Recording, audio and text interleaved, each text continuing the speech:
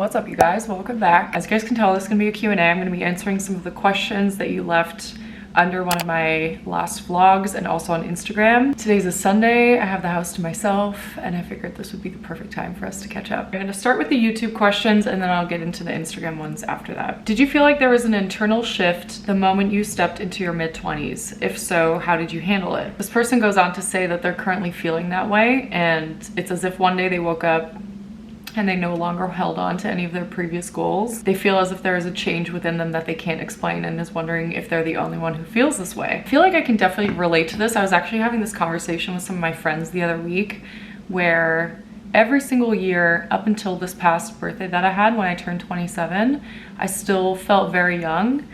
And then for whatever reason, as soon as I turned 27, I was like, okay, wow, I'm like really not that young anymore. Obviously 27 is still young. It's just a little bit different, and I think at 27 is when things start to change in the sense of, you know, you really start thinking about the future.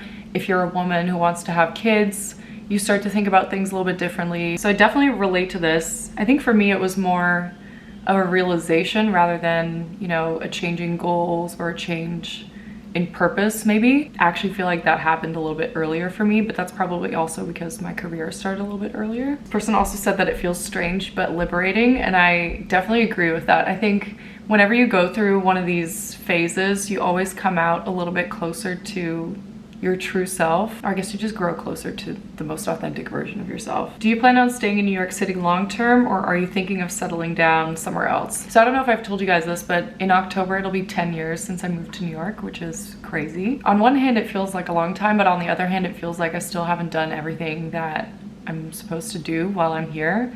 And I'm definitely not in a place where I'm sick of New York or I want to leave the city. And Avery and I feel very much the same way. So we're definitely gonna be here for at least like 4 more years, I think. Right now, also, obviously a big part of what's keeping us here is our careers. And we have a lot of friends here, obviously, and we love New York. But I think what would change that down the line is like us wanting to have a family or us wanting to have more space, that kind of thing. But I don't think that's gonna happen for another few years down the line.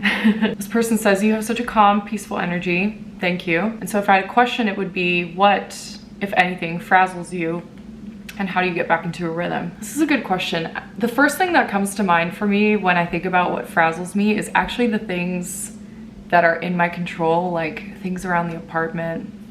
I'm sure you guys have seen this throughout the vlogs over the years that I like everything to be really tidy, really organized. And so when I don't have the time to do that, or when I'm behind on laundry, or when the place just feels really messy, that's when I feel frazzled, because it's something that I can actually control. Versus the things that you would think that would stress me out, like things with work, super last minute things, or like canceled flights, like that stuff I can actually handle pretty well. And I think it's also just because it's been such a long time. And I also just realized that those are things that are out of my control. I can't do anything to change it, and so me worrying about it or stressing about it is not going to help the situation. And so I guess it's really the things that I have control over that don't end up going the way that I had planned. That's what frazzles me the most. And then how do I get back into a rhythm? I try to not let those things take over my day. I read something really interesting. It was actually on LinkedIn, and someone was describing the day in 4 quarters.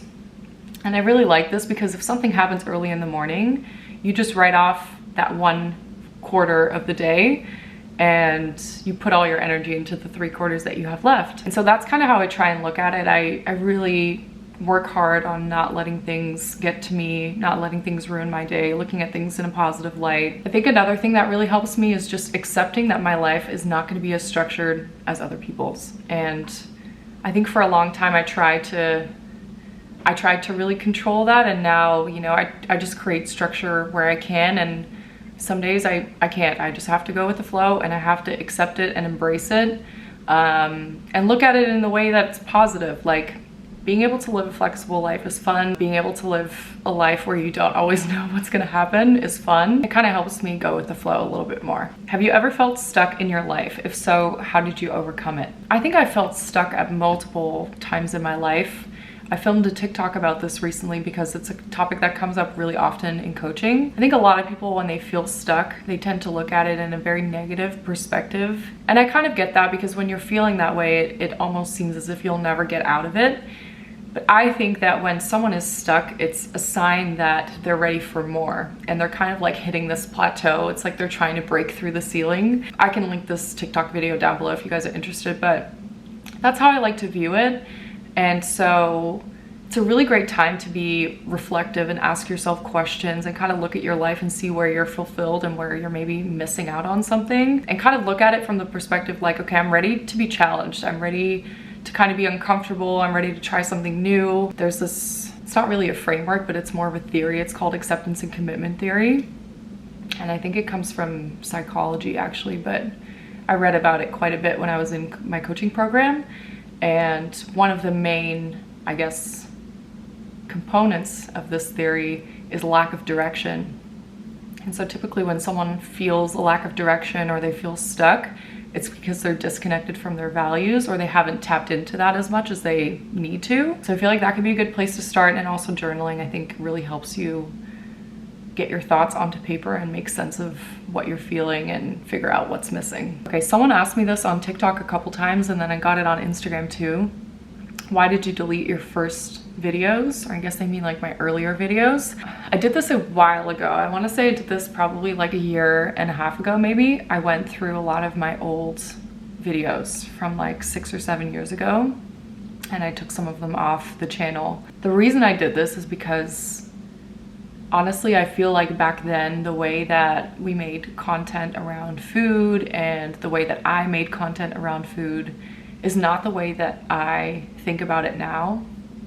And even just, I think some of the ways that I thought about it were still connected to my old like unhealthy self and way of thinking. And so even though there were some great videos back then, and I know actually some of them are like my highest viewed videos, I don't want to have content up on my channel or on the internet that I don't really align with anymore. And I feel like I don't want to have something on the internet that young women have access to that I don't believe in anymore. And I think that this is just one of the downsides of sharing things and sharing the journey, especially as a model, is like you look back on the way that you used to view your body and the way you used to view food, and you're kind of like, this is really sad and this really sucks, you know? And I spoke a little bit about it on Instagram too, but I feel like I've done a lot of work to heal that relationship and to unlearn a lot of the unhealthy things that I was taught about food as a teenager. And so that's the reason why I deleted a lot of those videos, because there were things in there that I would not feel comfortable sharing now and I would never share now. It's not that I want to hide that part of myself, because I'm clearly like admitting this stuff to you guys now, but it's more that I want to protect people from watching that stuff. And also getting the wrong idea of who I am as an individual too, you know? So that's really the reason why I deleted a lot of those videos. I know there were a few videos that you guys really liked. And if you have a video that you feel like you really want, I will remake it, but that's basically the reason why. This person asked me if I have any regrets, maybe about my time in New York. I will say I read this question earlier because I was going through the ones and screenshotting what I wanted to answer. And I was thinking about it, and I don't necessarily have regrets because I don't think I would go back and change anything that I've done, because everything that I've done has led me up until this point. But I do think that I could have taken some things a little less seriously and had a little bit more fun. Not to say that I didn't have fun, but I think there were certain things in my life that I took so seriously at such a young age that I didn't necessarily have to do. But then on the other hand, because I took certain things so seriously, I also took other things seriously, like my finances and being responsible and not getting into drugs and like surviving New York. Sometimes the way you do one thing is the way you do everything, and I would rather be overly responsible than very irresponsible. I answered this question on Instagram, but I really wanted to share it here because I thought it was such a good question and so relevant to the time that we're living in. This person asked, tips and thoughts on being less materialistic and buying less but still fitting in. A lot of you guys will already know this, but I really don't love all of the overconsumption that's happening on social media. It's something that I really don't like about the space, and I really hope that over the next few years we'll see a big shift in that. But when it comes to being less materialistic and wanting to fit in, I think that this actually has to do with discovering what your personal style is. And I think for me, I really started paying attention to this a couple years ago because I felt like I was buying things that were trendy, but somehow never finding a way to wear them. And it's because I was really buying things that I didn't feel confident in, things that didn't go with the pieces that I already had in my closet. Once you figure out what it is that you feel good in, what it is that you find yourself wearing all the time versus the pieces that just kind of end up hanging in your closet that you never reach for, that's kind of when you can figure out, okay, this is my personal style. These are the trendy pieces that I'm going to invest in, and these are the things that I'm gonna admire on other people, so to speak. And I think that then allows you to be less materialistic because you end up investing in the things that you wear every single day and saving the money on buying the things that are trendy for like 2 or 3 months. I also think it's important to mention that just because you see influencers in new outfits all the time does not mean that that's normal, and it shouldn't be your normal. I don't love the word influencer, but as someone who's like kind of in that space and knows how it works, like a lot of these pieces end up being gifted, or they're in exchange for a post, or the brand will lend it to you. And so don't believe everything you see, and don't believe that that needs to be your reality. That stuff really is not important.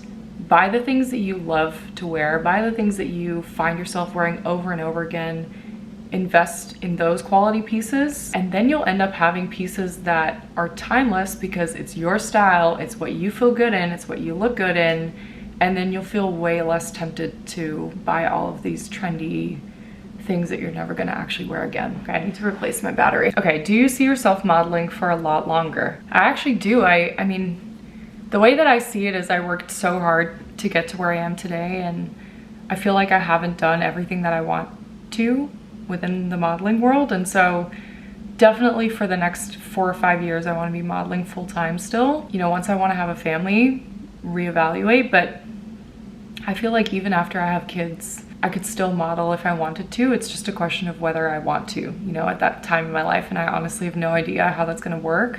Or what I'm gonna be doing. Obviously, I think about it a lot, and Avery and I talk about it a lot, and I do love future planning, but I also kind of just want to enjoy this time in my life. I actually have a feeling that the next few years will be like my best modeling years yet, and I really look forward to it. I feel more myself, like more confident and more secure within my body and the way that I look than I ever have, and so I'm excited to bring that into modeling as well. So yeah, that's kind of where I'm at. Okay, I'm gonna end on this question. I know you guys love to know about Avery and I and what our plans are for the future.